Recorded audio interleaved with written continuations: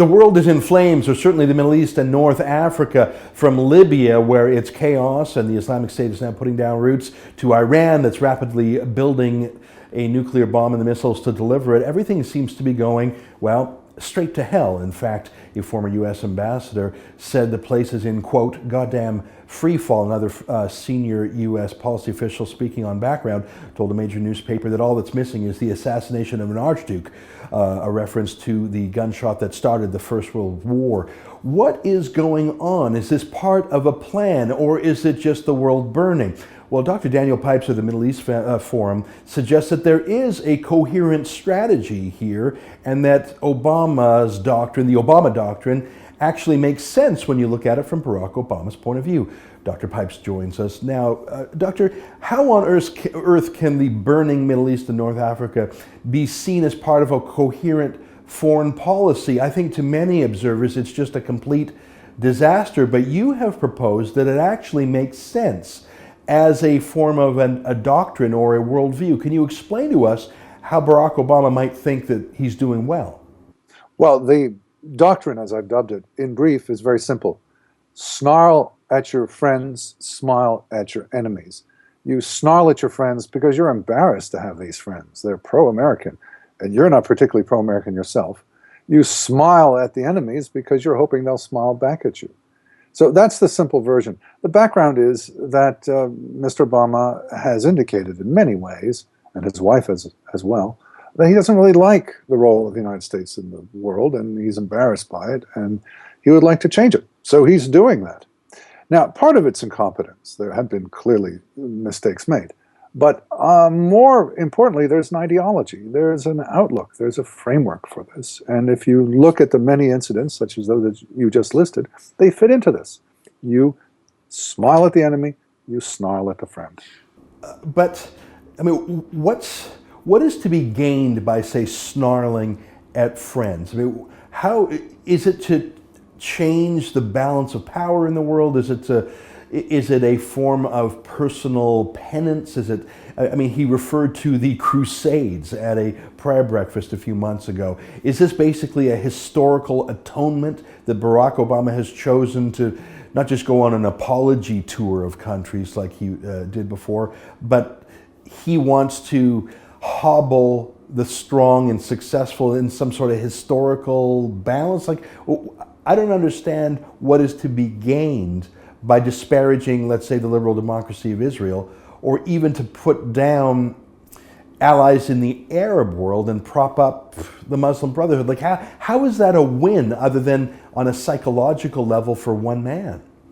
I think the snarling at friends is more an emotional response. The smiling at enemies clearly has a tactical purpose. The snarling at friends is not so much tactical as an emotional indulgence. It is saying, oh, you know, time for change. You're no longer going to look to us for your support. You're on your own. Tough luck, guys. I think it's an indulgence. But the smiling at friends, that really is part of something larger. It's an atonement, and it's a change. It's saying, okay, we've been embarrassed by the United States' role in the world for decades, if not centuries, and now we're going to have a good, positive American role in the world. Now the United States finally will be progressive and a role and a force for good. Does Obama and his team around him truly believe, for example, that the Muslim Brotherhood is a force for good in Egypt in a way that Hosni Mubarak, the deposed dictator before, and President al-Sisi now aren't? Like, does he actually think that the Muslim Brotherhood and their affiliates like Hamas are morally, politically, and in terms of, I suppose, humanitarianism and democracy, does he actually think they're better? Absolutely. Absolutely. And for two reasons. First, they talk about democracy, which someone like Sisi or Mubarak is kind of weak on, and the Muslim Brotherhood and affiliated groups, democracy, democracy, democracy. And secondly, perhaps more importantly, they're seen as a way of fighting the violent Islamists like ISIS and Al-Qaeda. So if you work with the Muslim Brotherhood and its ilk, such as Erdogan in Turkey, then you are dealing with people who are reasonable, who you can trade with and make concessions to and get concessions from. And they will take the place. They will be more attractive to Muslims than ISIS and Al-Qaeda and the more extreme forms. So yes, there's a consistent approach of working with the non-violent or less violent Islamists as opposed to the anti-Islamist Muslims or the violent Muslims, the violent Islamists. You know, I and many others have observed that Barack Obama is good at campaigning in the United States. He can read a speech in a way that some people find emotionally appealing. The governing part, perhaps not as good, but here's the thing, those speeches don't seem to work on foreign leaders. They don't seem to be wooed and wowed. In fact, and let me ask you what you think the Obama administration, John Kerry and others, might make of the fact that, say, al-Sisi now is looking to Russia for support, military support. Saudi Arabia has put together a coalition of its own, an Arab army, really. Does Barack Obama see that he has failed to keep Saudi Arabia, Egypt, UAE, all these other little Persian Gulf Emirates? Does he feel offended, or does he? Do you think he registers failure, that they no longer look to him, brief him, rely on him for their protection, or does he think this is a positive step? I mean, surely he would prefer that they look to Washington, or does he like the fact that they're doing things on their own? A good question. I think the top American officials are not happy about what Sisi's doing, but it's not their first priority.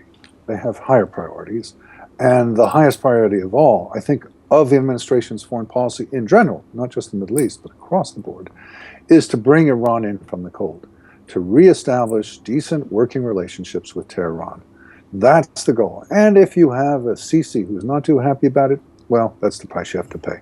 No, they're not going to brag about this as an accomplishment, but it's not their priority. Their priority is Iran. Their priority is working with the less fanatical Islamists so as to have a foothold in the region. I mean, there is a coherence. Of course, they make some mistakes. I could list you them, and they'll acknowledge their mistakes. But overall, there is a framework. There's an overarching framework, a left-wing U.S. framework for understanding this, and that is that the U.S. has been a plodding, mistaken giant around the world, and it's time to fix it. Let me ask you about Valerie Jarrett, who is a very senior counselor, I would say in some ways the most powerful advisor to Obama himself, certainly a finger in every pie. She, by coincidence perhaps, was actually born in Iran, though I don't suggest that she is Persian or Iranian herself.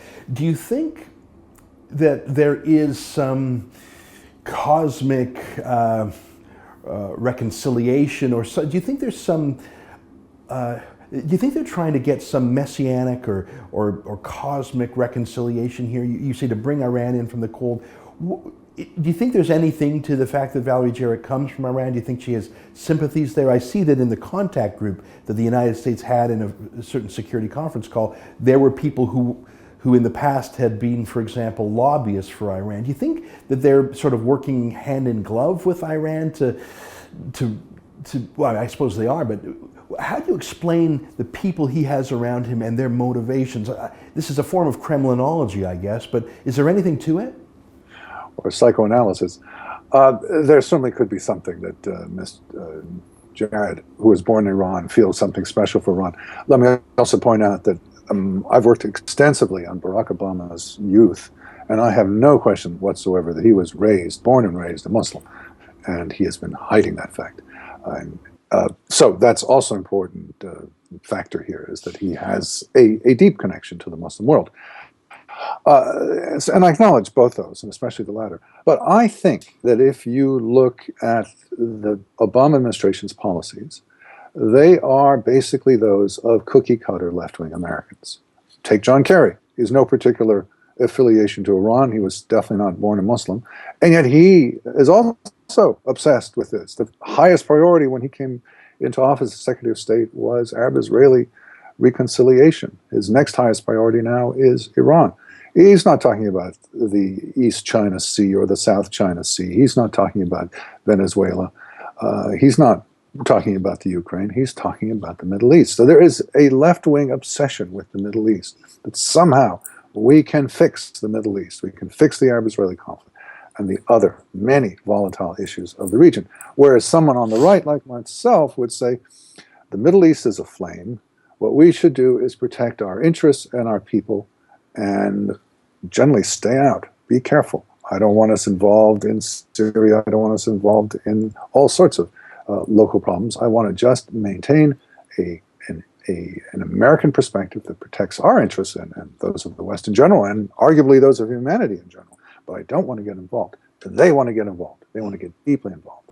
You know, I mentioned Valerie Jarrett, and other than the fact that she was born in Iran and is a real left-wing community activist like Obama, I don't know much about her motivations. She's rather secretive. But you do raise a good point, and it's not. This is not birtherism to say Obama was born in Kenya, which I do not believe.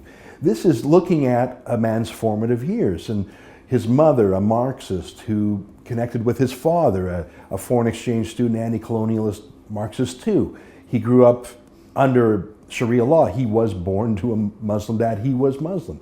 His stepdad, who raised him in Indonesia, Muslim. He went to a Muslim school. And I don't doubt that he goes to Christian church and has for decades in America, but I think you're right. In his formative years, his family settings, it was much more Islamic than I think the common narrative about him is. And I think even to talk about that is to invite claims of conspiracies or birtherism. I don't think it's that. I think it's just, where does a guy come from? Because even a traditional Democrat like Bill Clinton, even if he may have naive policies, I think it's rooted in an American sensibility. Do you think Barack Obama has an American sensibility, or as you suggested, is it just a hard left Bill Ayers, community activist, Saul Alinsky sensibility? Is that really what's going on here? It's not so much Muslim as it is radical? Let me just correct one point. He did not go to a Muslim school in Indonesia. Oh. He went to a Catholic school and to a public school. The important thing about those schools is that he was listed in one of them, at least, we don't know about the second, as a Muslim, and he went to Quran class and he was treated as a Muslim. So that is an important fact. Thank you for correcting me. I'm going to stop talking about that because, as you say, that may be psychoanalysis or emotional issues. What really matters is America. And let me ask you my final question. You've been very generous with your time here today. Barack Obama is done with elections. He had his last midterm election. He cannot run again. He's basically got a year and a half to do what he wants and what he can get away with. He has pushed the limits in terms of the constitutional authority of his own office, of executive power. What do you think the risks are in his final year or two that he might try to do despite Congress's objections, that he might try to do despite the objections of even other allies like France? What do you think the year and a half until a new president comes in bode? Well, those of us who are counting this know that it's 22 months, not a year and a half. Well, you're right in that we are heading to various constitutional potential crises.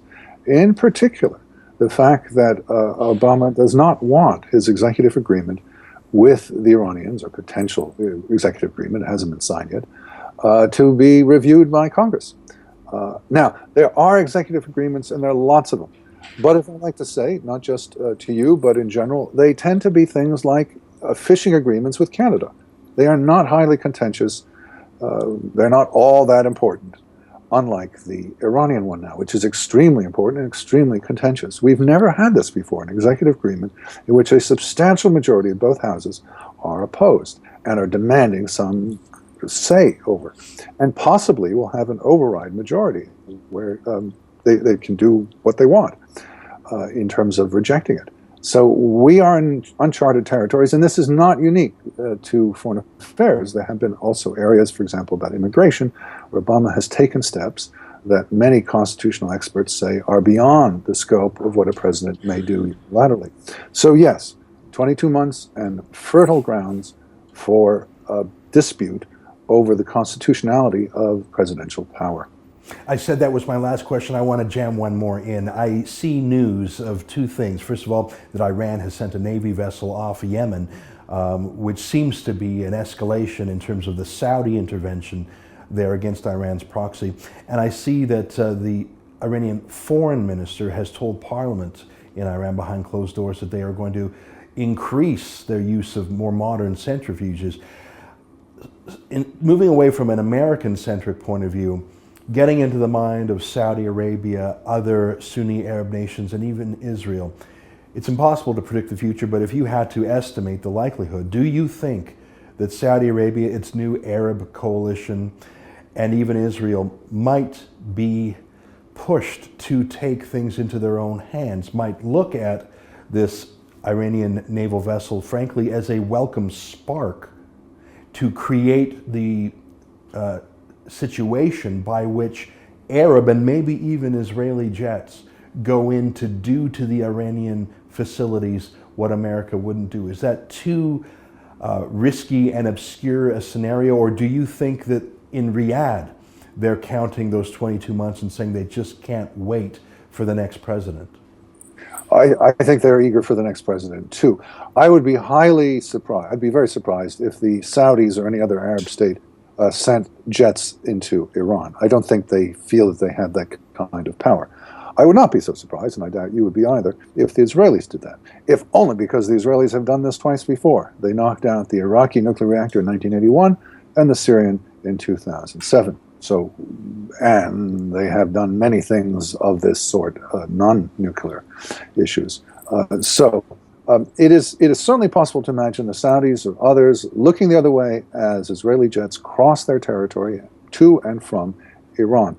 I doubt that will lead, I doubt that the Saudis and others will explicitly acknowledge this. I doubt that it will lead to a long-term warming of relations. It'll be a one-time thing, or be under duress and exigency. And then things will return more or less as they were. But I certainly can imagine the Israelis taking something up. And I'd like to conclude by noting that because we're so focused on the Lausanne Agreement and its details and its imperfections and the like, all of which are extremely important, we are not seeing the even larger question of whether the Israelis are going to strike the Iranian nuclear infrastructure or not. That is the key question. And just 2 years ago, that was very much on the table, very much discussed. But now we've lost sight of that. We're discussing, agreements and negotiations and clauses and subclauses. Important, I don't deny that. But even more important is this looming question, is this elephant in the room of whether the Israelis are going to attack. And I can't answer that. You can't answer that. I don't even know if Benjamin Netanyahu can answer that. But that is the key question, not sanctions, embargoes, and other economic issues. Dr. Pipes, I could talk with you all day, but we have to save something for next time. It's a pleasure to talk with you again. Thank you. Thank you. Bye-bye.